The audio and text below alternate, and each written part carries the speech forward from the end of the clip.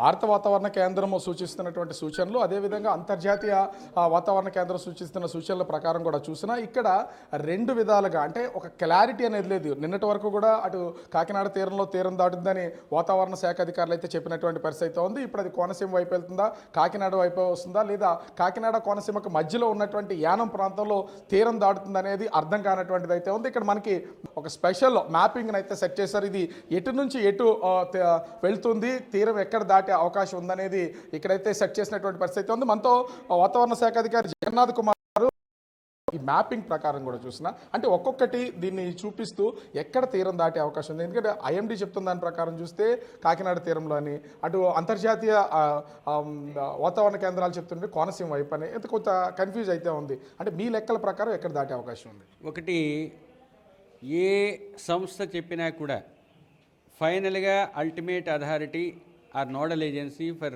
Cyclones in over India meteorological డిపార్ట్మెంటే. ఒకటి, మన తుఫాన్లకి మిగతా తుఫాన్లకి అంతరాలున్నాయి.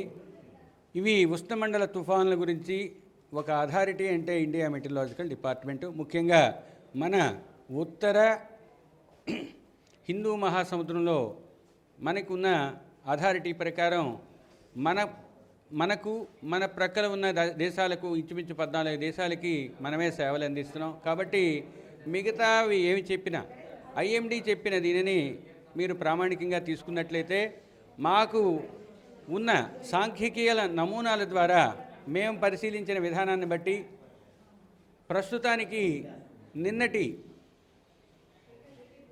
తుఫాను మోంథా ఈరోజు పశ్చిమ మధ్య బంగాళాఖాతంలోనే కొనసాగుతూ ఈరోజు ఉదయానికి మరింత తీవ్రమై తీవ్ర తుఫానుగా పరిణమించింది. రాబోయే కొన్ని గంటలలో ఉత్తర వాయువ్య దిశలోనే పయనించిన తరువాత అది సైక్లోన్ మోంథా తీవ్ర సైక్లోన్గానే కాకినాడ పరిసర ప్రాంతాలలో తీరాన్ని తాకే అవకాశం ఉంది. తీరాన్ని తాకే సమయంలో గాలులు, బలమైన గాలులు 90 నుంచి 100 కిలోమీటర్లు, గరిష్టంగా 110 కిలోమీటర్ల వేగంతో వీచే అవకాశం ఉంది. ఈ విషయాన్ని సూచించే ఈ బొమ్మను చూసినట్లయితే మీకు అర్థమవుతుంది. కాకినాడ పరిసర ప్రాంతాల్లో ఈ తుఫాను తీరాన్ని తాకే సమయంలో ఇంచుమించు ఈరోజు సాయంత్రం నుంచి రాత్రి లోపల గాలుల యొక్క వేగం 90 నుంచి 110 కిలోమీటర్ల వరకు ఉండే అవకాశం ఉంది. దానికి కొంచెం దూరంలో ఈ వైలెట్ కలర్లో ఉన్న ఈ మొత్తం ఇక్కడ 3 కలర్స్ అయితే ఉన్నాయి. ఒకటి గ్రీన్, వైలెట్, కొంచెం డార్క్ కలర్లో. ఈ 3 కలర్స్ ఏంటి అసలు? ఇక్కడ విండ్ యొక్క స్ట్రెంగ్త్ చెప్పేవే 3 కలర్స్. ఎంత స్ట్రాంగ్ విండ్తో వస్తుంది. ఈ కాకినాడ చుట్టుప్రక్కల ఉన్న ఈ 2-3 జిల్లాల్లో ఉండాల్సిన విండు అప్రాక్సిమేట్గా 90 నుంచి 100-110 కిలోమీటర్స్ వరకు ఉండే అవకాశం ఉంది. ఇక ఇంకొంచెం దూరంలో 60 నుంచి 90 వరకు ఉండే అవకాశం ఉంది. ఇంకా దూరంలో పెరిఫరల్ ఏరియాస్లో అప్రాక్సిమేట్గా 50 to 60 కిలోమీటర్స్ ఉండే అవకాశం ఉంది. అంటే ఇక్కడ ఈ వీటి ప్రకారం కూడా చూసినా అంటే తీవ్రత ఎలా ఉంటుందనేది అసలు మనకు ఒక అంచనా వచ్చే అవకాశం ఏమైనా కనిపిస్తుందా ఏంటి అసలు? ముఖ్యంగా చూస్తే తీరం దాటుతున్నటువంటి సమయానికి సంబంధించి ముఖ్యంగా ఇప్పుడు ఇక్కడ ఇవాళ 28వ తేదీ ఇన్ని జిల్లాలకు సంబంధించి దాదాపుగా మొత్తము ఒక 7 జిల్లాలు తప్ప మిగతా జిల్లాలన్నింటిలో కూడా వర్షం నమోదవుతున్నటువంటి పరిస్థితి. అంటే ఫ్లాష్ ఫ్లడ్స్ ఎక్కడ వచ్చే అవకాశం ఉంది ఏంటి అసలు మ్యాప్ ప్రకారం? ఈరోజు మీకు చెప్పుకున్నట్లుగా ఈరోజు రేపు అత్యధిక ప్రాంతాల్లో తేలికపాటి నుంచి మోస్తరు వర్షాలు పడే సంభావ్యత చాలా ఎక్కువగా ఉంది. అంటే ఉత్తర దక్షిణ కోస్తా జిల్లాల్లో అత్యధిక ప్రాంతాల్లో ఈరోజు రేపు కూడా పడే అవకాశం ఉంది. 3వ రోజున పలు ప్రాంతాల్లో ఉత్తర కోస్తాలో, కొన్ని ప్రాంతాలు దక్షిణ కోస్తాలో పడే అవకాశం ఉంది. అతి ముఖ్యంగా ఈరోజు శ్రీకాకుళం నుంచి తిరుపతి వరకు ఉన్న కోస్తా ప్రాంతం అంతా కూడా భారీ నుంచి అతి భారీ, కొన్ని ప్రాంతాల్లో అత్యంత భారీ, 1-2 ప్రాంతాల్లో పడే అవకాశం ఉన్నందువల్ల ఆయా జిల్లాలకు రెడ్ వార్నింగ్ ఇచ్చాము. నంద్యాల, వైఎస్ఆర్ కడప, అన్నమయ్యలో 1-2 చోట్ల భారీ నుంచి అతి భారీ వచ్చే అవకాశం ఉన్నందువల్ల ఆరెంజ్ వార్నింగు, కర్నూలు, అనంతపూర్, శ్రీ సత్యసాయి, చిత్తూరులో 1-2 చోట్ల భారీ వర్షానికి అవకాశం ఉన్నందువల్ల వాటికి ఎల్లో వార్నింగ్ ఇవ్వటం జరిగింది. ఇక రేపటికి వచ్చేసరికి శ్రీకాకుళం నుంచి పార్వతీపురం, విజయనగరం, విశాఖపట్నం, అనకాపల్లి, అల్లూరి, ఏలూరు, పశ్చిమ గోదావరి మరియు కృష్ణా, ఎన్టీఆర్, బాపట్ల, గుంటూరు, పల్నాడు, నంద్యాల జిల్లాల్లోని 1-2 చోట్ల భారీ నుంచి అతి భారీ ఉండే అవకాశం ఉన్నందువల్ల ఆరెంజ్ అలర్ట్ ఇచ్చాము. మిగిలిన జిల్లాల్లో భారీ వర్షం ఉండే అవకాశం ఉన్నందువల్ల వాటికి ఎల్లో వార్నింగ్ ఇచ్చాం. ఏం సార్ ఇక్కడ కనిపిస్తున్నటువంటి అసలు ఇది దేనికి సూచిస్తుంది? 3 కలర్లో దాదాపు 4-5 కలర్లు ఇక్కడ డిజైన్ చేసి పడి ఉంటుంది. దేంటి ఇది? ఇవి భూ సరిహద్దుల కలర్స్ ఇవన్నీను. ఓన్లీ ఇక్కడ ఉన్న రెడ్ ఎల్లో ఈ కలర్స్ మాత్రమే తీసుకోండి.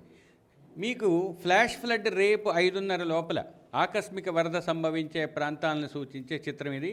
ముఖ్యంగా నెల్లూరులో 1-2 ప్రాంతాల్లో, ప్రకాశం కోస్తా తీరంలో ఎక్కువ ప్రాంతంలో, తర్వాత గుంటూరు, బాపట్ల, కృష్ణ, పశ్చిమ గోదావరి, తూర్పుగోదావరిలో దాని యొక్క తీవ్రత తక్కువ ఉంది. కానీ ఇక్కడ చూసినట్లయితే విశాఖపట్నం, అనకాపల్లి, విజయనగరం మరియు శ్రీకాకుళంలో ఫ్లాష్ ఫ్లడ్స్ యొక్క అవకాశం ఉంది. ఆకస్మిక వరదలు జరిగే అవకాశం ఉంది. ఇది మాకున్న తాజా రాడార్ చిత్రం ద్వారా మచిలీపట్నం రాడార్ పరిధిలోకి ఈ యొక్క సైక్లోన్ యొక్క బ్యాండ్స్ రీచ్ అవుతున్నాయి కాబట్టి మచిలీపట్నం రాడార్లో వాటిని చూడటం జరిగింది. ఇక మన రాడార్ పరిధిలోకి వచ్చినట్టయితే వైజాగ్ రాడార్లో కూడా చూస్తాము. చూసిన తర్వాత లేటెస్ట్ పిక్చర్స్ ఇవ్వటం జరుగుతుంది. ఇక్కడ కనిపిస్తున్న దాని ప్రకారం ఏంటి సార్ అసలు ఈ సర్కిల్ ఏంటి అది అసలు? స్టార్మ్ సర్జ్ అంటే ఉప్పెన. సాధారణ అలల కన్నా ఎంత ఎత్తులో ఉప్పెన ఉండే అవకాశం ఉంది. ఇక్కడ వచ్చేది ఆ సూచనలు ఏమైనా కనిపిస్తుంది? ఏ ప్రాంతంలో? ఇక్కడ చూడండి, కాకినాడ పరిసర ప్రాంతాల్లో యానం, కాకినాడ, ఈ పశ్చిమ గోదావరి, కోనసీమ ఈ ప్రాంతాలలో 0.5 నుంచి 0.9 వరకు ఒక మీటర్ ఎత్తు వరకు ఉండే అవకాశం. అంటే ఓవరాల్గా చూస్తే ఇక్కడ వాతావరణ శాఖ అధికారులు సూచిస్తున్నటువంటి సూచనల ప్రకారం ఈరోజు సాయంత్రం నుంచి ఇంచుమించుగా 5-6 గంటల మధ్య నుంచి 11 గంటల వరకు ఇది తీరం దాటే అవకాశం ఉంది. ఇది కాకినాడ తీరంలో కాటిక చుట్టుపక్కల తీరం దాటే అవకాశం ఉందని వాతావరణ శాఖ అధికారులు అయితే తెలియజేస్తున్నారు. మొత్తానికి ఇది అంటే 19 జిల్లాలకు సంబంధించి భారీ వర్షాలు కురిసే అవకాశం ఉంది. ఫ్లాష్ ఫ్లడ్స్తో పాటుగా అంటే ఉప్పెన ప్రభావం కూడా కొంత ఎక్కువగా ఉంది. అది కాకినాడ పరిసరాల్లో ఉందని విశాఖ వాతావరణ కేంద్రం అధికారులు అయితే చెప్తున్నటువంటి పరిస్థితి కనిపిస్తోంది.